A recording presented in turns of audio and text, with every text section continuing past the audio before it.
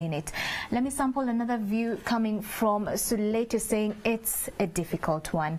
We continue to sample some of these views coming in from Facebook. It never goes away. One can never manage the loss. Of course, that's Diana saying no one can ever manage the loss because it always comes back. We can only pray to God for strength for the next minute. Let's go to Henry Mugerwa on Facebook as well. He's saying, I was the first one to notice he was dead.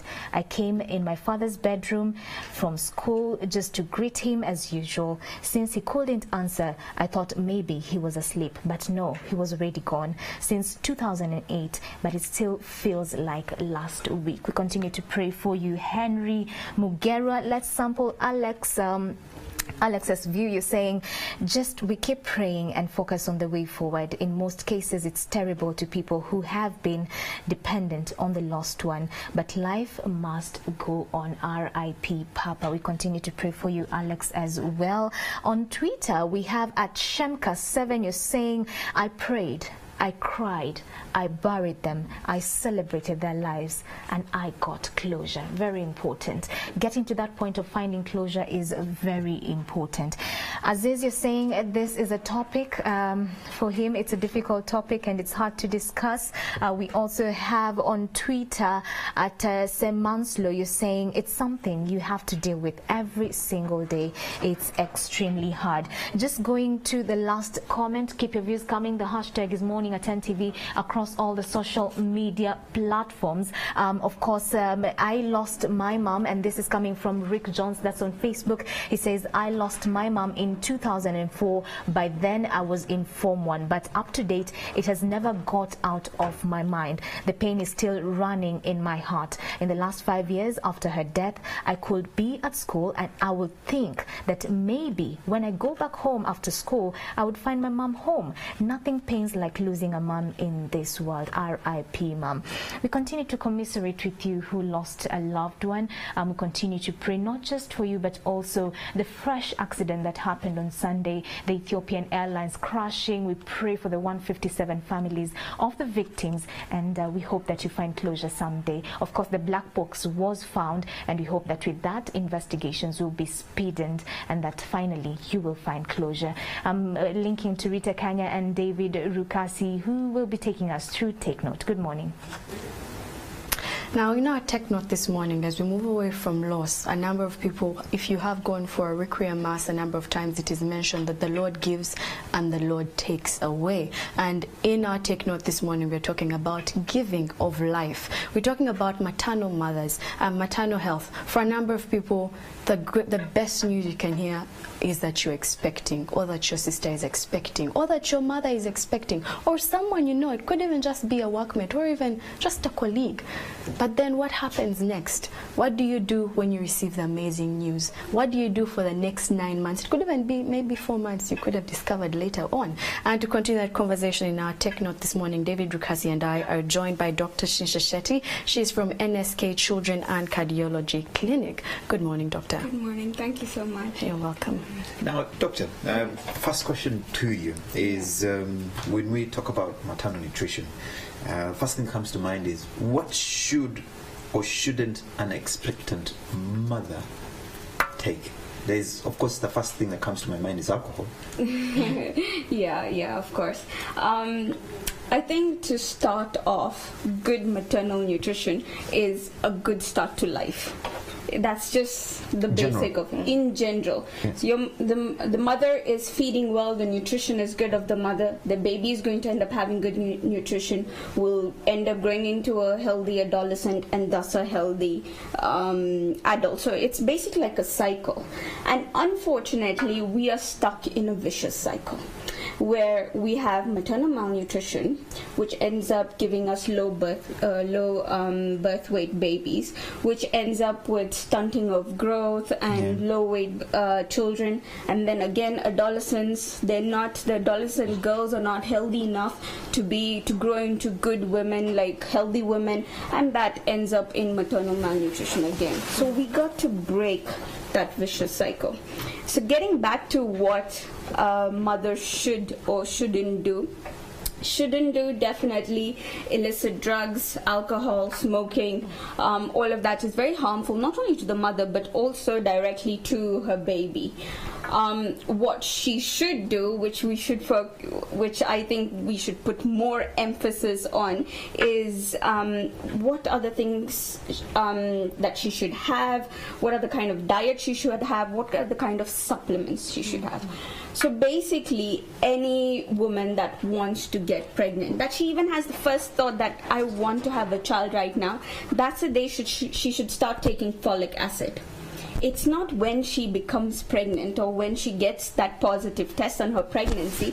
It's the day she decides, maybe I want to get pregnant in a couple of months, maybe 1 month, 2 months. But if it's in a year and I start taking it there's nothing wrong with it. You can start, like if you're planning your pregnancy next year, you can start folic acid. There's nothing wrong with starting folic acid early. It's so the dose is 0.4 mg per day. So that's 400 micrograms per day. So this is for first-time mothers or mothers who've not. So we take folic acid for the prevention of neural tube defects. Neural tube defects are defects to do with the brain, the spinal cord. So these are kind of grievous consequences of not taking folic acid. Now, the other interesting thing about our spinal cord and our brain formation and why folic acid is so important is because our spinal cord the closure is at 12 weeks. Now, folic acid is what helps this closure and for the entire spinal cord to be formed normally. So if you don't take folic acid, the child may end up with spina bifida, with meningomyelocele within 12 weeks. And in a country like ours, where most of the pregnancies are unplanned, and some people don't even realize by the time it's 12 weeks that they're pregnant, and the spinal cord has already fused and there's been no folic acid, and they're prone to develop neural tube defects. So the supplements start before pregnancy? Yes. If anyone is planning on getting pregnant, or if you just want to be healthy, you could always start the supplements. Yes, nothing wrong. And then now, we live in an African society where a number of people believe, so if you're pregnant now, just make sure you eat the right things, and there's this whole morning sickness thing. Yes. So I say, even if you have eaten, that's all that matters. Yeah. But what you eat is also very important. Exactly. That's very essential, because I've had so many people coming up to me and say, why is nutrition so important? I just have to eat for 2 people. That means I just have to eat more. No, that's something we have to break out of. That's the kind of thinking and psychology we have to break out of, where we have to think. We really have to give a thought on what we're eating. Now, 60 to 70% of Ugandan women, even women worldwide from all the continents, are anemic when they're pregnant. So, iron, things that are iron fortified, or, fruits and vegetables which have more iron in them. In meat, there is liver that has a lot of iron in it. So we should actually, so what I want to inculcate in these parents are, when they're eating, they should think about what are the vitamins in this, what are the minerals in this, how much iron am I getting from this. And these days, with Google, with Facebook, you just type in liver and it tells you how much iron there is, how much carbs there is, how much proteins there is. So it's pretty simple. If we really take an initiative, it takes about 5 seconds, we can really know what actually we're eating. Okay, but as we talk about what we're eating, you mentioned one thing, we're looking out for iron. Yeah. Yes, because we need it. Yeah. But then there are a few things that if you eat them while you're pregnant, it could maybe not be a good idea. Yeah. There are those as well, before we move on to the supplements. So what are those that they need to say, I don't think I should eat this? Yeah. Yes, although I really want to eat it, I'm really craving it. Yeah. How do I stay away from that? Well, okay, so there's certain things that we should be careful while having, or is one of is vitamin A. So excessive vitamin A, so that is like carrots. Excessive, I'm not talking about the normal. Excessive eating can lead to teratogenous effects on the fetus. So what teratogenous effects is like malformations, basically, in the fetus. From eating too much carrot. or any substance that has vitamin A or supplements, like pure vitamin A supplements. So what we say is after the mother has delivered, she just has to take 200,000 international units of vitamin A. So during pregnancy, all she has to do is just have the normal, the daily required supplements of vitamin A, nothing like in excess.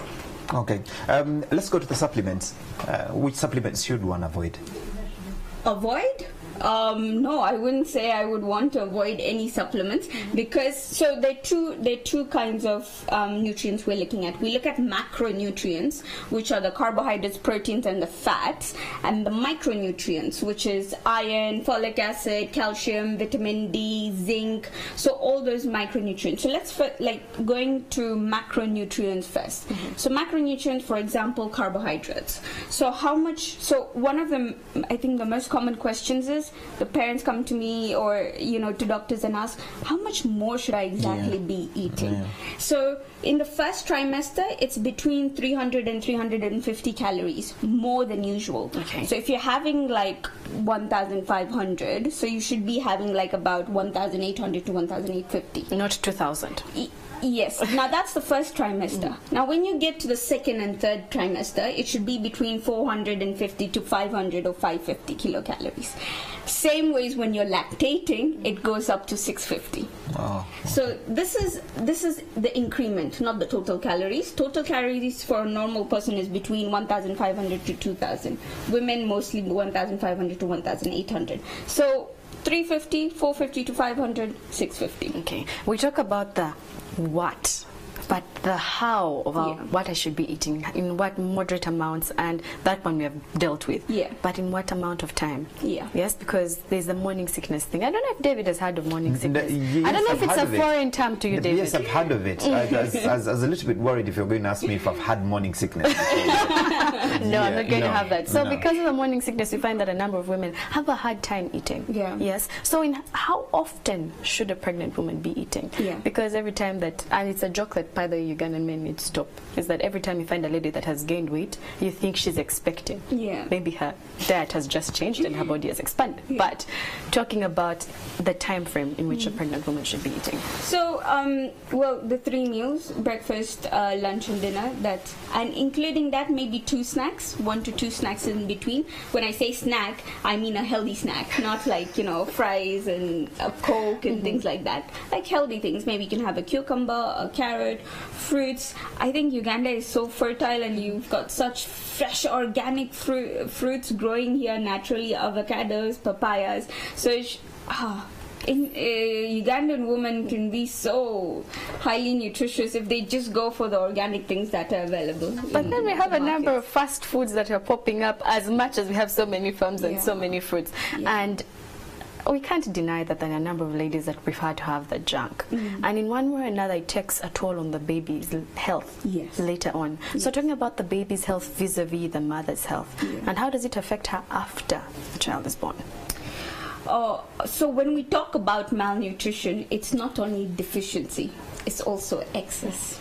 So when these mothers are excessively prone to eating junk food, so now there is a terminology known as fetal onset of adulthood diseases. So what that means is research has showed that the tendency for a child to have type 2 diabetes, to have hypertension, has actually been linked to a lot of maternal diseases, which includes maternal malnutrition. So that means if a mother is prone to eating more junk food, more sugary stuff, the child may end up, or she's putting her child at risk of actually developing type 2 diabetes or cardiovascular diseases in the future. It's not only her baby, but she's also putting herself at risk during pregnancy, because she's just increasing her chances of getting hypertension as well, which we know hypertension in pregnancy, known as preeclampsia, can lead to preterm babies, can lead to low-worth babies, so a lot of complications. Dr. Shinha Shetty, thank you very much for joining us here from NSK Children and Cardiology. Gynecology Clinic. And this morning we have been talking about maternal nutrition. Hopefully you picked up something from that.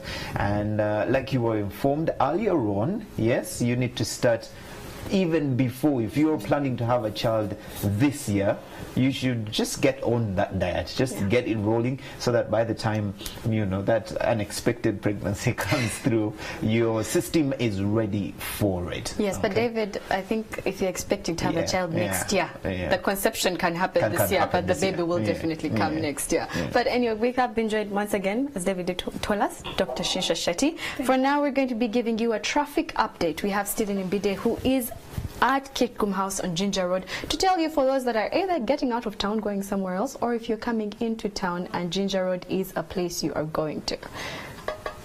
Hello, good morning, Stephen.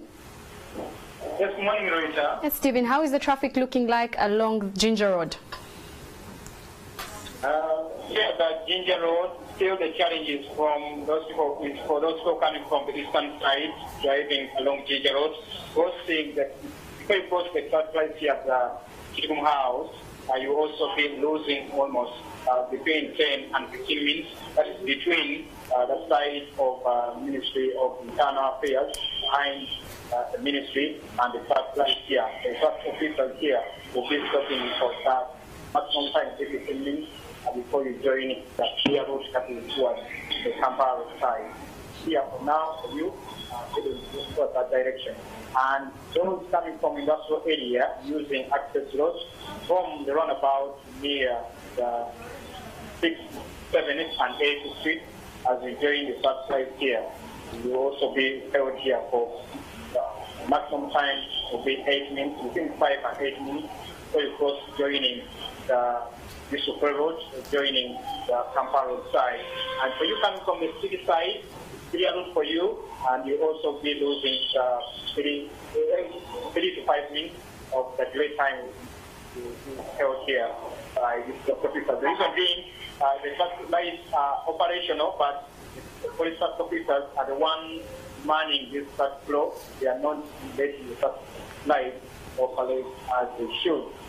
But after crossing the first light, joining the rest of the road is clear road. I was coming from that direction in the last 10 minutes, and I saw towards the first light of Nakawa, all was clear drive towards first light. But if you're not heading towards Nakuru or Kinda, better make way through the Gogo, because from the first light of Nakawa, joining the stretcher, there was almost a 20-25 minutes delay, because the first light were not also in operation. The first officers were the ones handling the first floor, and we were holding you for almost 8 minutes.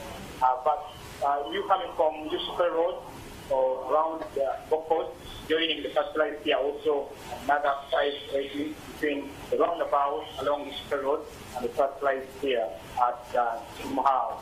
And finally, joining the area at all the access roads, saying the connection from Gambia Road of 6th, 7th, and 8th Street. Just know that also clear from now.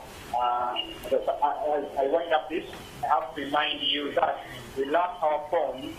If you're a driver and you want to use the phone, please either you have to know that you have to park somewhere, because if you continue using that phone as you drive, maybe for WhatsApp or Facebook, may be disrupted, and in the end may be the cause of that inevitable accident. So please remember to avoid using the phone while driving. That's what I can update you. Back to you, Rita, on the morning on NTV. Thank you so much, Stephen, and I will re-echo what he has said. As long as you're being held up in traffic, let's stay away from our phones. Even if you're trying to send a message to your boss saying you're going to be late, try and do it maybe as you park by the roadside. I know you're saying, how is that possible? Well, if you'd like to get to work safe, try that. But as you have heard from him, the Ginger Road traffic lights are being manned by the traffic policemen at that point in time. The officers, they're not using them, they're simply giving instructions on how you should go, but also along Lugogo bypass as well, the traffic lights there. So that means there's a bit of a hold up. That has been our traffic update for now. We'll be getting back with Malawi with a business update as well as reality on the ground.